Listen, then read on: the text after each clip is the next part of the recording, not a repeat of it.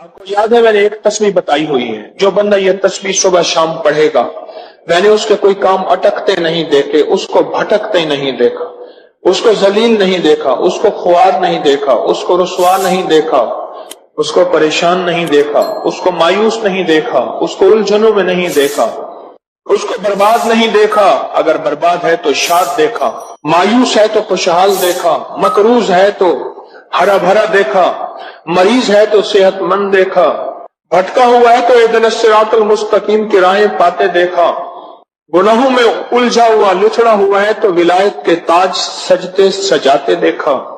آپ کو یاد ہوگا میں نے ایک تسبیح بتائی تھی، میں نے کسی بھی مشکل میں، کسی بھی پریشانی میں، کسی بھی غم میں، کسی بھی دکھ میں میں نے دیکھا، میں نے اس مشکل اور پریشانی میں اس بندے کو سلجھتے دیکھا، الجھتے نہیں دیکھا، اور بندشوں اور حالات سے نکلتے دیکھا اس بندے کو۔ وہ ایک تسبیح تھی، وہ صرف ایک تسبیح تھی، وہ تسبیح تھی یا اللہ میں بے بس ہوں تو بے بس نہیں۔ آپ کو یاد ہے؟ وہ صرف ایک تسبیح، ایسے ڈوبے ایسے ٹوٹے جیسے ڈوبتے کو تنکے کا سہارا، ٹوٹتا کہتے ہے مجھے کوئی بچا لے، اس وقت اس کی فریاد کیا ہوگی، اس وقت اس کی فریاد کیا ہو؟ قل هو اللہ احد احد احد اللہ الصمد۔ جب بندے کہتے ہیں اللہ الصمد، جو صمد ہے، صمد صاد میم اور دال، اور احد الف ہا اور دال، وہ بھی تین۔ جب بندہ پڑھتا ہے نا اللہ الصمد، تین فرشتے فوراً اسی کی طرف متوجہ ہوتے ہیں، اور اگر چوتھا آنا چاہتا ہے تو اس کو کہتے ہیں ابھی تیرا وقت نہیں، تیری ضرورت نہیں، چوتھا اسرائیل۔ یہ جو لفظ سمد ہے یہ عمر بڑھاتا ہے، یہ وقت بڑھاتا ہے، یہ دولت بڑھاتا ہے، یہ عزت بڑھاتا ہے، یہ طاقت اور شعور بڑھاتا ہے، یہ احساس اور ادراک بڑھاتا ہے، یہ زندگی کے دن رات کی روشنیاں بڑھاتا ہے اور کرنیں بڑھاتا ہے۔ یہ سمجھ وہ لفظ ہے جو زندگی کے دن رات بڑھاتا ہے، برکتوں کے دروازے کھولتا ہے، فیض اور کرم کے دروازے کھولتا ہے۔ یہ لفظ، یہ وہ لفظ ہے۔ تین فرشتے، جبرائیل، میکائیل، اسرافیل، بڑے فرشتے، یہ تین فرشتے جب سمد پڑھتا ہے اللہ الصمد، اے اللہ سمد کو بھیج دے، اللہ الصمد، اے اللہ سمد کو بھیج دے۔ سمد سے مراد وہ تین فرشتے جبرائیل، میکائیل اور اسرافیل، اے اللہ سمد کو بھیج دے۔ اور تینوں فرشتے آ کے کہتے ہیں میرے رب کی محبتوں میں سے محبت چاہتا ہے، دولتوں میں سے دولتیں چاہتا ہے، تاجوں میں سے تاج چاہتا ہے، اقتداروں میں سے اقتدار چاہتا ہے، شان و شوکت میں سے شان و شوکت چاہتا ہے، ملک مال چاہتا ہے، صحت حکومت چاہتا ہے، اقتدار رحمت چاہتا ہے۔ بول چاہتا کیا ہے؟ دو تسبیح۔ اگر آج اولاد ہے، کیا خیال ہے میری نسلیں بے اولاد رہیں، میری نسلیں وارث نہ رہیں، اور ان کے وارث اور ان کی پگیں کسی اور کے سر پہ بندوائی جائیں۔ دو تسبیح سورۃ اخلاص، بے اولادوں کے لیے، بے اولادوں کے لیے، اور ان ہستیوں کو ہدیہ کریں جن کی انبیاء اور حضرت زکریا اور حضرت ابراہیم علیہ السلام، ان کی روحوں کو ہدیہ کریں۔ اور یہ روحیں دعائیں کرتی ہیں، یہ روحیں دعائیں کرتی ہیں۔ یہ ہمارا جو ختم خواجگان ہے، یہ ابھی ہمارا ختم خواجگان، یہ یہی تو ہے آپ جو پڑھتے ہیں، یہ ذکر خاص جسے ختم خواجگان کہتے ہیں۔ یہ پڑھ کے ہم اپنے شجرہ کے تمام اولیاء صلحاء، اہل آل رسول، اہل البیت، ان کی ہدیہ کرتے ہیں، پھر ان کے وسیلے سے دعائیں کرتے ہیں۔ الحمدللہ دعائیں قبول ہوتی ہیں۔ اور اگلا پیکج ہے، جو بندہ نا حیا چاہتا ہو، حیا دل کے اندر آخری درجے کا، ایمان کی اعلیٰ سطح، حیا کی اعلیٰ سطح، اور تقوی کی اعلیٰ سطح، طہارت کی اعلیٰ قسم، اعلیٰ درجے کا چاہتا ہو، وہ دو تسبیح پڑھ کے حضرت عثمان ذی النورین کی روح کو ہدیہ کرے۔ جو نیٹ کی غلاظتوں، خباثتوں، نجاستوں سے نکلنا چاہتے ہیں، عمل کے اوپر کچھ عرصہ مستقل مزاجی پیدا کریں، مستقل مزاجی پیدا کریں، مستقل مزاجی۔ اگلی سال اولاد کے مسائل کے لیے، اولاد کے مسائل، ایک تو میں نے کہا کہ جن کی اولاد نہ ہوتی ہو، ایک ہے جن کی اولاد ہو گئی ہے، بے روی کا شکار ہے، ان کے کنٹرول میں نہیں ہے، تو وہ اولاد کے مسائل کے لیے 2 تسبیح پڑھ کے حضرت عمر رضی اللہ تعالیٰ کی روح کو ہدیہ کریں اور ان سے عرض کریں کہ سرکار ان کو سمجھائیں، اگر انسان کے بچے نہیں بنتے تو درے سے سمجھائیں۔ تجربے ہیں، بڑے تجربے ہیں۔ اولاد کے لیے پڑھ کے حضرت عمر رضی اللہ تعالیٰ کی روح کو ہدیہ کریں۔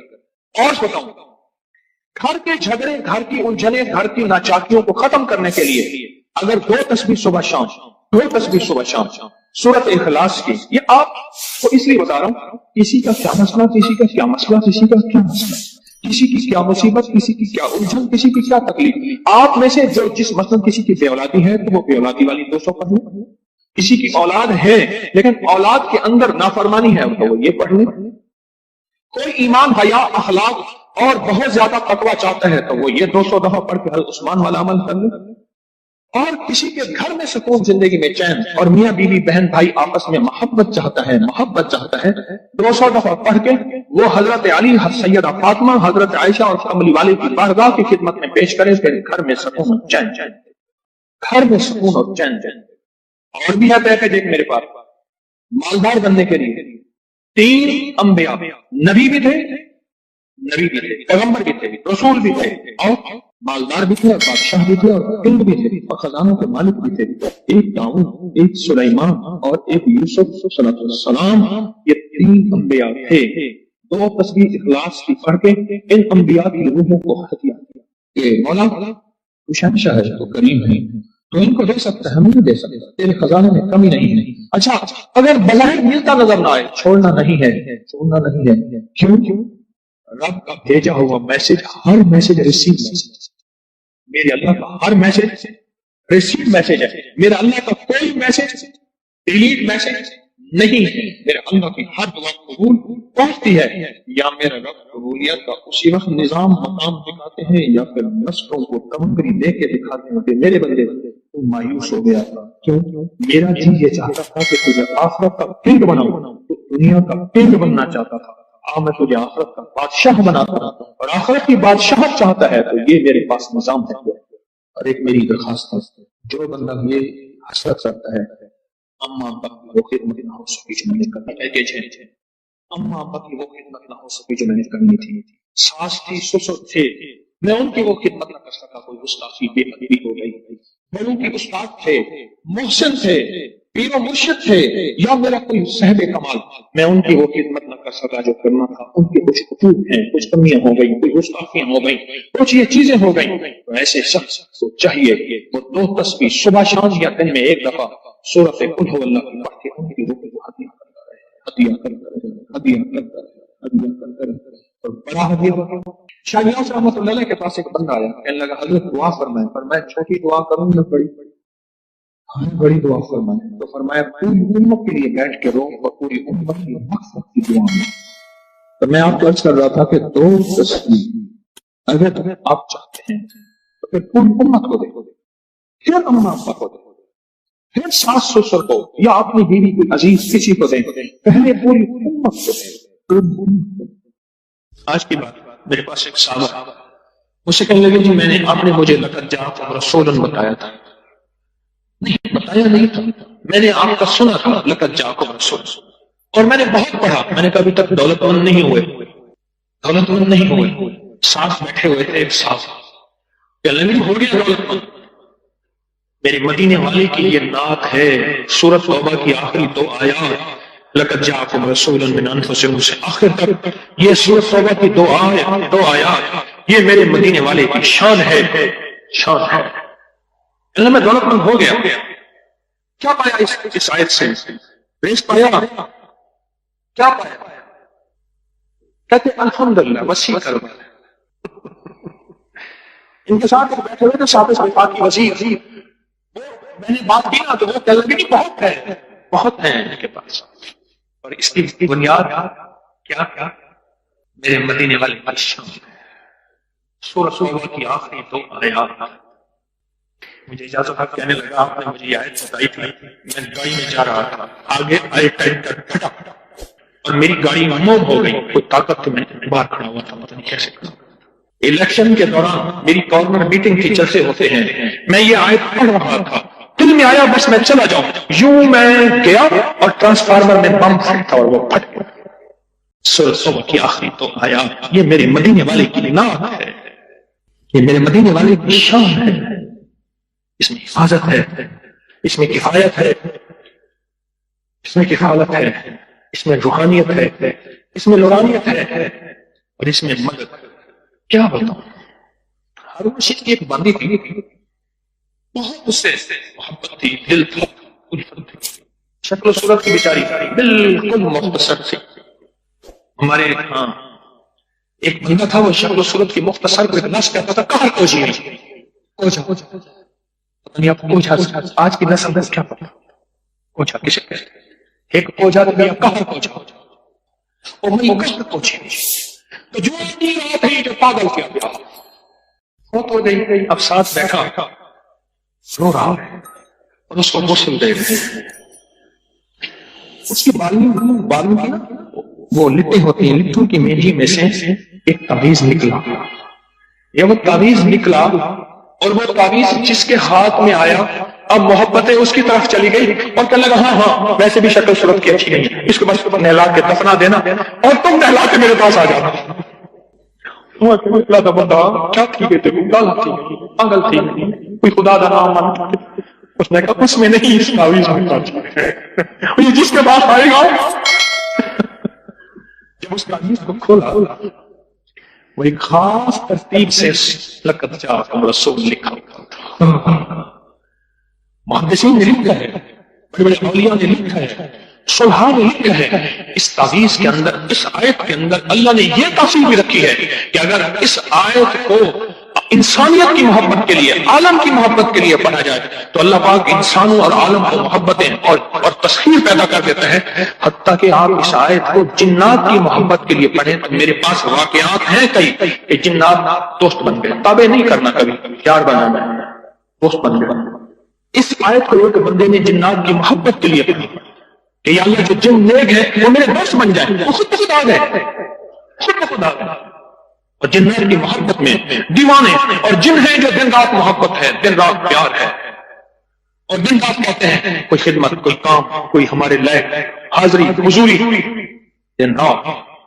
کچھ لمحے ایسے ہوتے ہیں جن میں قبولیت ازلی برکات ہوتی ہیں، کچھ لمحے، کچھ دن ایسے ہوتے ہیں، کچھ شامیں ایسی ہوتی ہیں، کوئی راتیں ایسی ہوتی ہیں، کچھ بول ایسے ہوتے ہیں جن میں اللہ نے قبولیت کو جمع کر دیا، کچھ بول ایسے ہوتے ہیں جیسے فرمایا یہ لفظ پڑھیں دعا قبول ہوتی ہے، یہ بول ہے، فرمایا یہ شام، آج کی شام، یہ رات شب جمعہ ہے، یہ لیلۃ الجائزہ ہے، یہ رات ایسی ہے جو مانگے ملتا ہے، کچھ راتیں ایسی ہوتی ہیں، کچھ دن ایسے ہوتے ہیں جیسے جمعے کا دن ہے، جو مانگے ملے، جو مانگے قبول ہو۔ 11 اور 12 کی یہ جو درمیانی رات ہے رمضان، یہ صدیوں سے آزمودہ رات ہے، اور صدیوں سے اس رات میں کچھ قبولیت کے لمحات ایسے ہیں جو نسلوں کے لیے اللہ نے دیکھیں کچھ لمحے ایسے رزق کے لیے ہوتے ہیں، فرمایا یہ دعا پڑھو رزق کے دروازے کھل جاتے ہیں، یہ دعا پڑھیں قبولیت کے دروازے کھل جاتے ہیں، یہ عمل کریں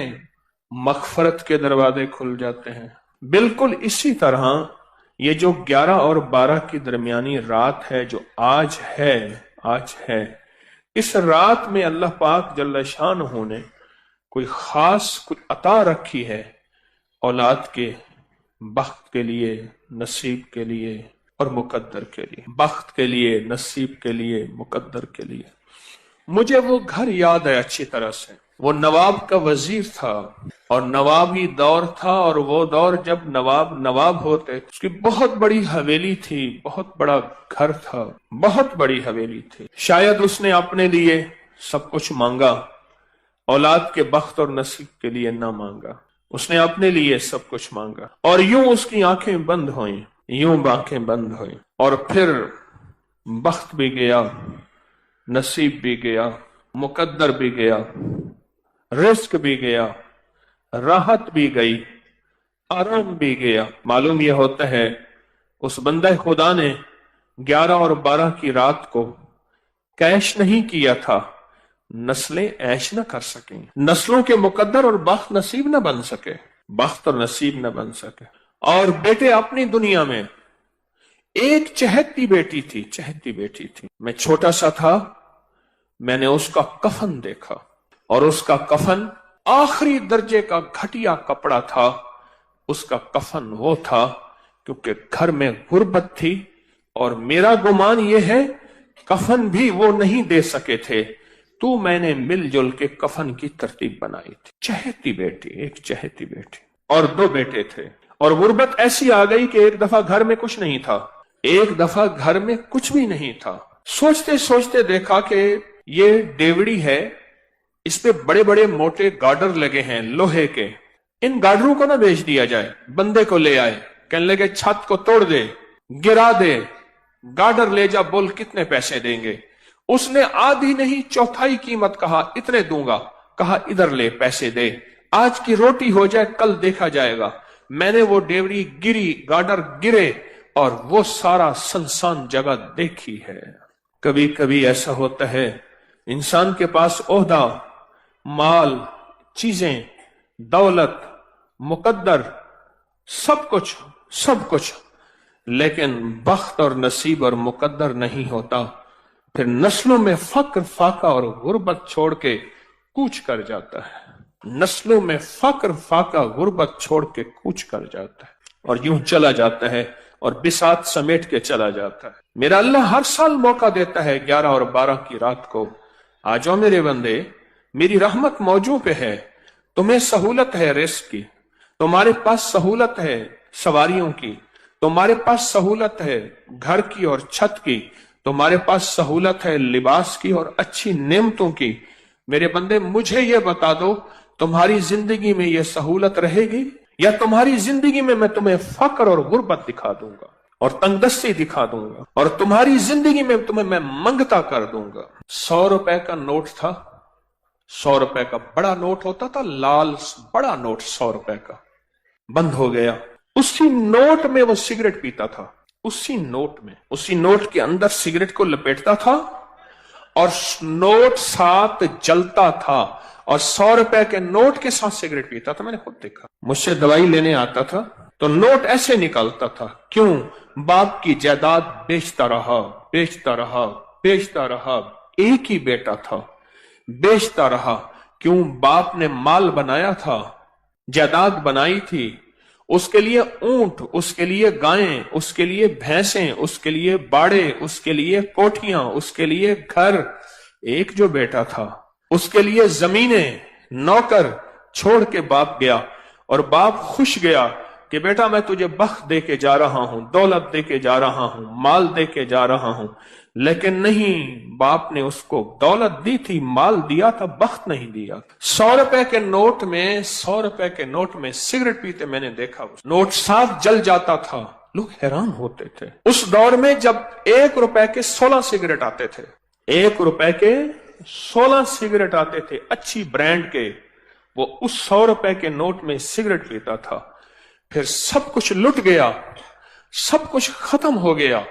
फिर एक वक्त देखा कि उसने बाजू पे जख्म किए हुए थे, इधर भी, और कहता था लोगों आना दे दो। और लोग उसके जख्मी जिस्म को देख के, जिसमें पीप बहती थी, जिसमें खून बहता था, उसको आना दे देते थे। एक फर्शी वंड है, एक फर्शी तकसीम है, एक अर्शी तकसीम है। हम फर्शी तकसीम पे मुतमईन हो जाते हैं, ये इस बेटे का हिस्सा, ये मेरा मर्जी, ये उसका हिस्सा, ये मेरे बुढ़ापा, ये मेरी जिंदगी, ये उसका हिस्सा, ये हम तकसीम कर देते हैं। लेकिन ये हमारी तकसीम बाज़ औक़ात अर्शी निजाम के मुआफिक नहीं होती, मुखालिफ होती है। अर्श वाला कहता है ठहर जा, तूने इसके लिए सब कुछ मांगा, बख्त मुकद्दर नसीब नहीं मांगा, वो मेरे पास है।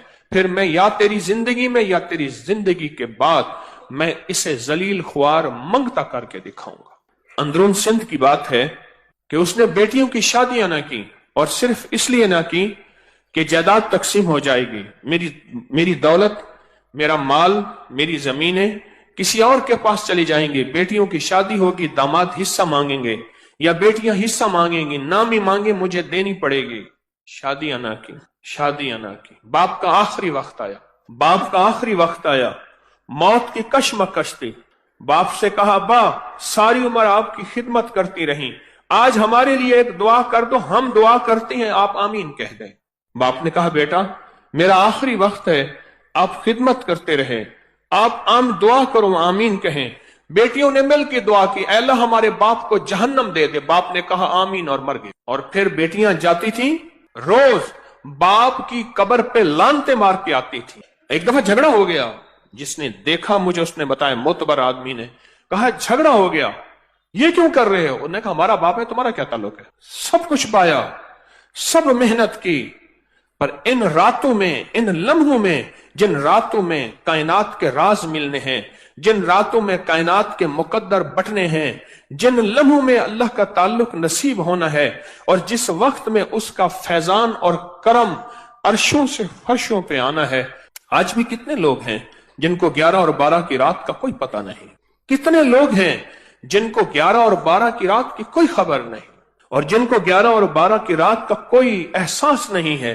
اس رات کی طاقت کیا ہے؟ یہ میں نے نہیں بنائی, مستند کتابوں میں محدثین فقہا نے صدیوں سے اس رات کے عمل کی طاقت, اس رات کے عمل کی تاثیر, اور اس رات کا عمل کا آزمودہ ہونا یہ صدیوں سے چلا آ رہا. اس فقیر کو اللہ نے توفیق دی, اس بھولی بسری کہانی کو پھر سے زندہ کر دیا. میں نے خود نہیں بنائی, وہ بھولی جو کہانی تھی, وہ بھولا قصہ تھا, وہ بھولا نظام تھا, اس کو پھر سے زندہ کرنے کی کوشش کی کہ امت اور انسانیت کو خیر ملے, امت اور انسانیت کو نفع ملے, اللہ کی مخلوق کو فیضان اور برکات کے دروازے کھلیں.